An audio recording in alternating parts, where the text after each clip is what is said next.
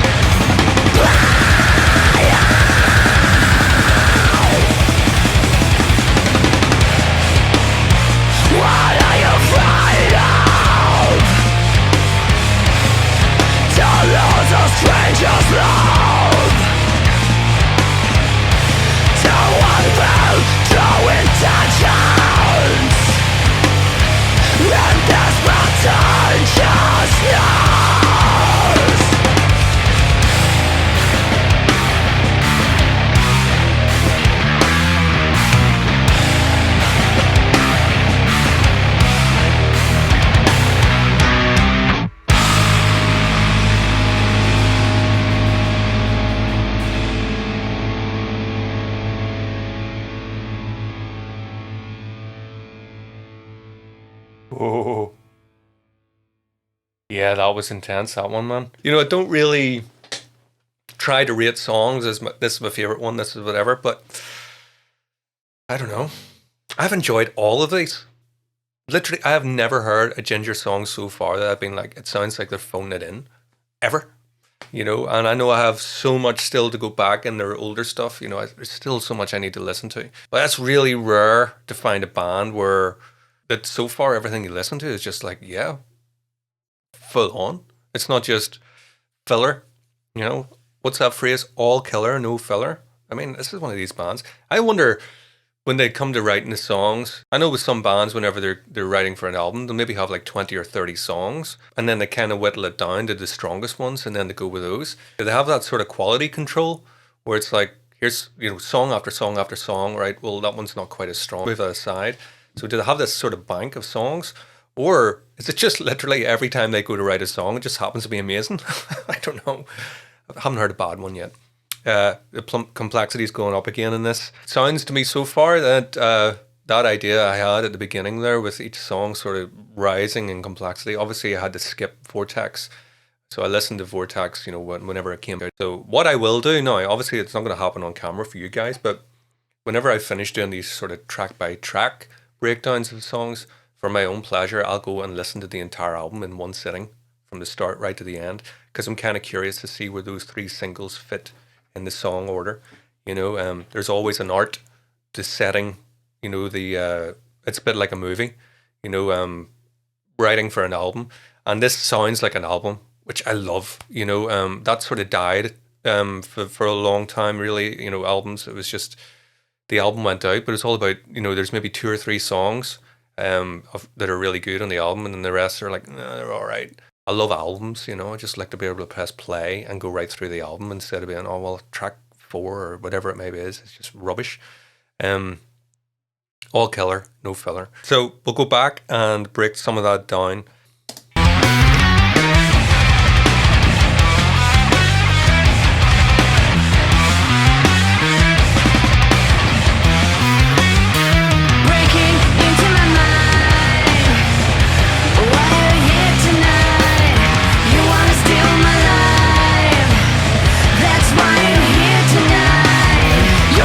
This is really clever songwriting, this. Let me see, I'm kind of comparing with the tracks before.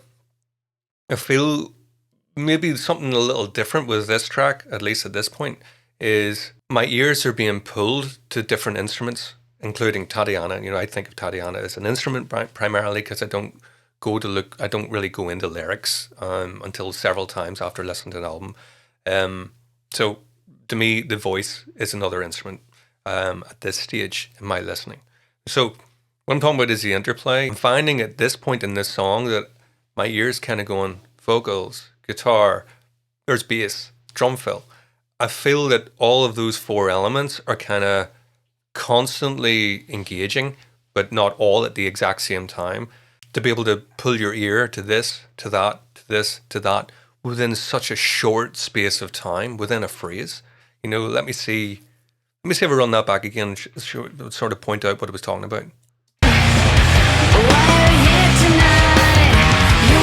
So at the end, there's the vocals, had my attention there, and then the drum fill.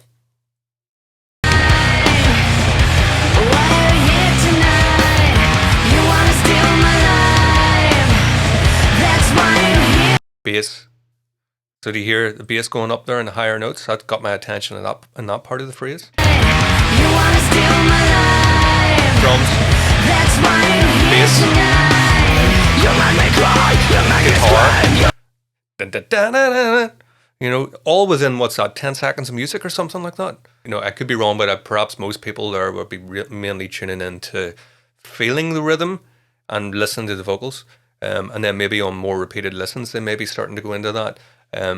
But, you guys that have been following me for a while on this know that as an instrumental musician, primarily, and especially somebody into classical music a lot and teaching classical piano, I do like to focus on the other. It's not even that I like to focus on the other instruments. It's like I can't not, just after this long of listening to music that way. I don't even think it's possible for me to listen to a song like this and just follow the vocals. I just don't think I'd be able to do it anymore. Which I don't think it's a problem, It just means that in order to fully appreciate one instrument, like Tatiana, or the drums, I find that very difficult to listen to a song and just listen to that person. In order for me to do that, I would have to have heard the song lots of times. So I've kind of squeezed out all the different elements and worked my way through understanding where everything is, that I can maybe then let that sort of move into the distance, let that go out of focus, so to speak, and go, right, well, I just focus on the drums because I've already heard all that stuff. But certainly for the first few listens, I find my ears are just doing this, perhaps you experience music in the same way. You can let me know. That's why I'm here tonight. You make me cry, you make me scream, you make me crawl under the bed to sit up and scream. And I wonder how long I should hide. Will you leave me alone tonight? That double snare. I noticed that quite a lot throughout the song, these double notes. Not just in that particular groove. I heard it even in the bass. There was something later on. It was either the bass or the drums where they're using that that rhythmic feature a lot. That really helps with the groove. You think about that beat would definitely lack something. The Vlad was doing the single adding that it just a single note extra provides something more groovy there. That's why I'm here tonight. You make me cry, you make me scream, you make me crawl under the bed to sit up and scream. And I wonder how long I should hide. Will you leave me alone tonight? Buzzing in without knocking. Full on hardcore in it. Love that. Leave me alone tonight. Buzzing in without knocking. Carrying a sack like you're looking for something. I am sure you're. Even the harmonics in there is went. I'd like to see a playthrough on this. This one would be pretty tricky on the guitar. A lot of riff in there, but landing up on those. You've gone from palm mutes and this sort of lower riffing into those sort of high. It's hard to know what fret he's on there. It could be like a 5th fret or 7th fret to get those harmonics coming out. But that would be fairly difficult to do on the guitar there on the fly, get up onto those cleanly. So nice guitar playing on this. Carrying a sack like you're looking for something. I am sure you're here, not to give me presents. What are you looking for? Is it my stack of gold? You are still informed, but you forgot the essence.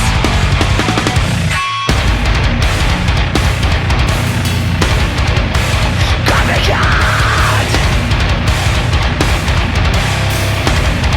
Have we met? There's those tail ends again I talked about in the last song. So we've got the sort of the meat, if you like, that sort of genty kind of riff. But again, never a case of copy paste. Every time it gets to that little tail end of the phrase, just something a little different, or like an extra bar thrown in of a couple of chords. It's just so cool. I love people that pay that attention. To me, that makes a difference between like a good band and like a really good band. Is when they finally got their ideas on the page, so to speak, in old-fashioned terms. It's like, right, this is the song. That those little extra bars, in my experience, as somebody who writes music and have been in different bands and so on, that's usually the type of thing that I would do a little later on. Now, maybe this band in the writing process are doing that, like almost like in a chronological sort of sense. But if I was to guess, I would imagine most of that has been done afterwards. Once you've got the song constructed, it's a case of, right, we've got that. Is there any way we can kind of... It's not that they're purposefully trying to add complexity to the song. I don't feel that they're shoehorning complexity in, where other bands do intentionally try to throw you off. I feel that rather than it being a case of trying to mislead you, I think it's just a way of trying to squeeze something else out there to make it probably worth listening to more often. It's that type of thing where repeated listens become more and more and more rewarding, because it's impossible to really fully appreciate everything that they've done within one listen.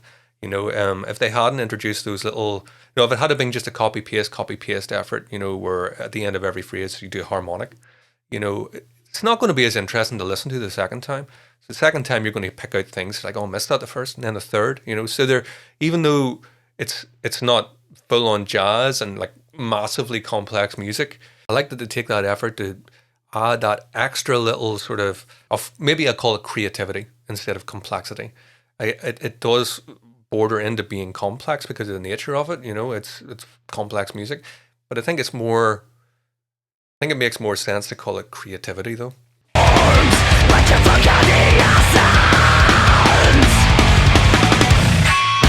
that.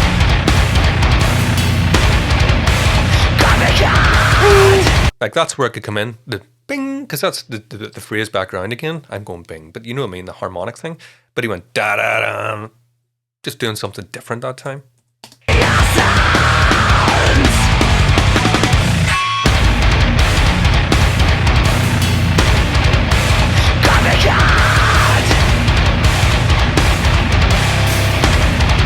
He held a chord that time, you know, so each one of those tails has been different. Different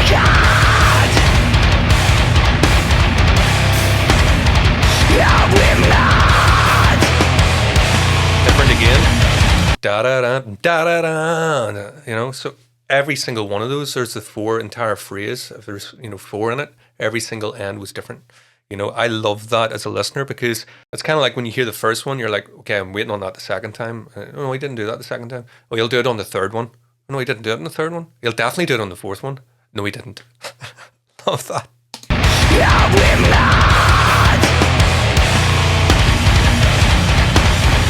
Did you steal this head? Then you sold those eyes, so you stole them twice. Give me something to imitate, then get all the credits. Where's your idea and why you think it's here? It's like a blind to send bullshit. I'm doing all right now. It's like I used to send no crap. So I don't know what you guys are hearing in that section, but the predominant thing I'm hearing is these two notes. Da-na. Listen to the placement of those in the guitars. Da-na. It doesn't always sound like it's in the same place, but that to me is a real consistent part of that riff. He's moving around and doing different things, but you're always landing on the da-na, da-na. Listen to where that falls. Where's your idea and why you think it's here?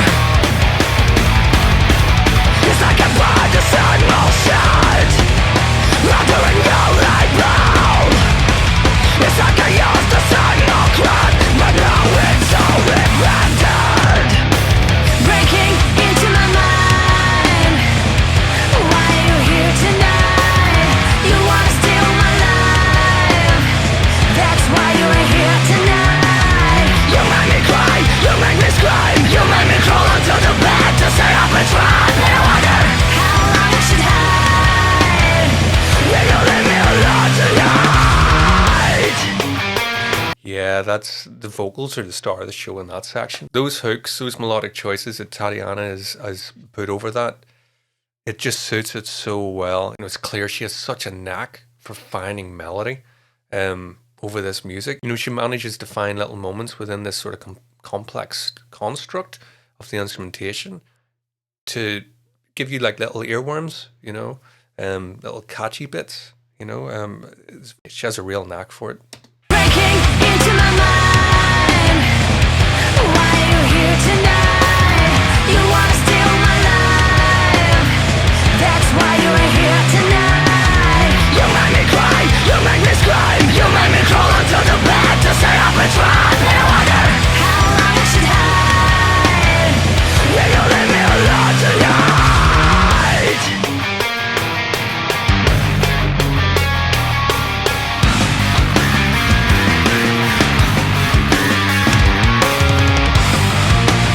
So first listen to that bit, you know, the things that stood out to me with the snare way in the background, bit of a Faith No More kind of sound there, you know, Mike Borden, and then the guitar arpeggios, you know, we've heard those in other songs, so again, similar sort of recipe in this song, but not predictable at all, really, as usual.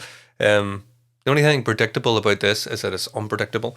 But I'm going to run that little section again and really focus on the bass, because I felt like there was some really juicy stuff happening there from Eugene.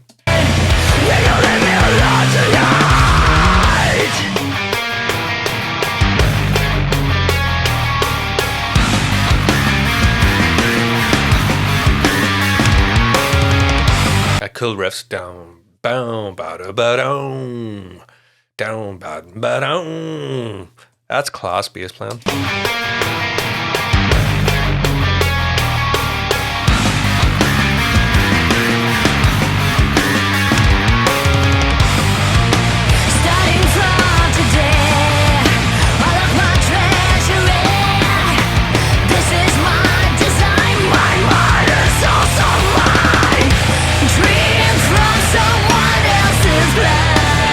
Pure Mike Patton.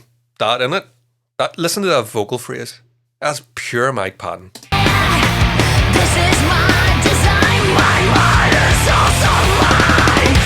Dream from someone else's glass.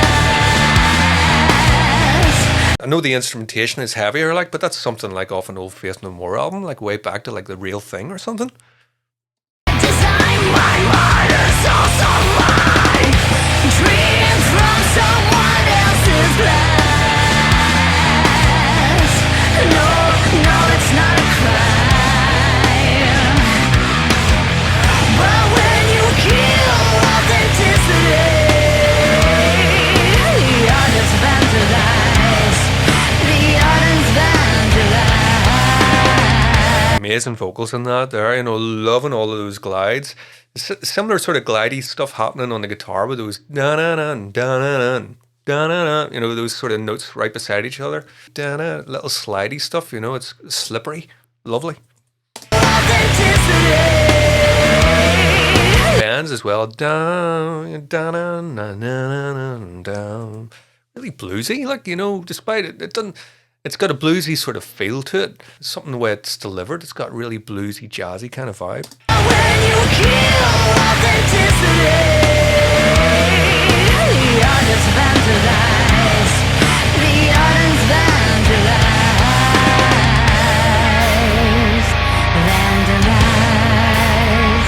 Vandalized. There's those two notes again I was talking about. Ba-dum. So remember I was saying about the da-da, the two notes on the snare. It might not be completely conscious effort to like tie everything together compositionally. Sometimes happy accidents happen, you know, so that might have been as like a subconscious thing that came throughout the songwriting process, or it may be overtly conscious that this double note, it's like, okay, so that's part of the feature of the song. You know, we've got these dat. So like, how can we incorporate that anywhere else? You know, it's possible it could be either or, and it doesn't really matter, you know, but to me, the two double notes in that da-dum hark back to the two double notes on the snare, which helps sort of make everything coherent in that sense. The artist vandalized,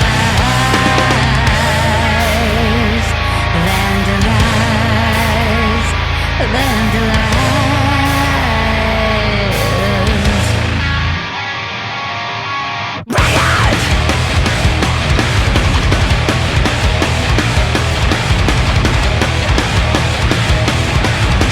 That's class. So fun.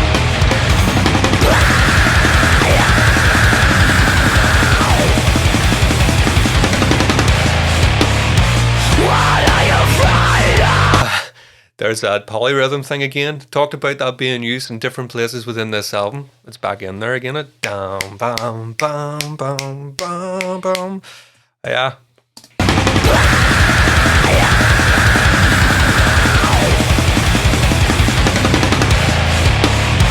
What are you afraid of? To lose a stranger's love.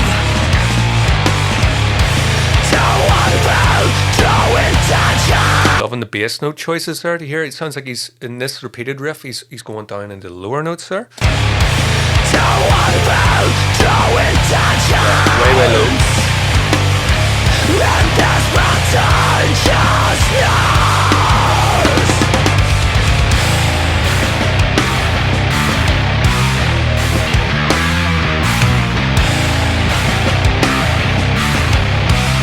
Vlad dragging the beat like an absolute beast. You know, really dragging there.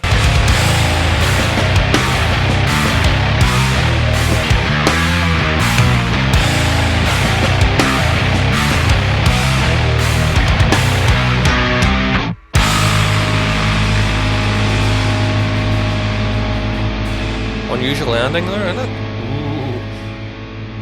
Ooh. Ominous. Oh. Looking forward to the next one. Thanks for watching, guys.